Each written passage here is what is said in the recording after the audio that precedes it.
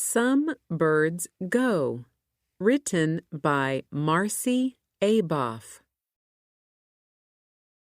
Up in the sky, birds fly by. Where are the birds going? Some birds migrate to other places for part of the year. Many migrate before winter in order to survive. This bird migrates for fruit in winter.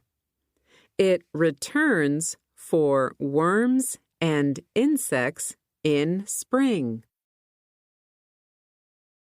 This bird migrates in a V-shaped flock. This bird migrates at night and rests during the day.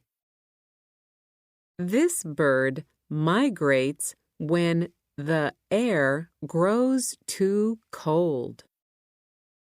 This bird often migrates alone. This bird migrates in a flock of thousands. This bird migrates across the water without stopping. Some birds fly down a mountain to migrate. Some birds fly thousands of miles to migrate.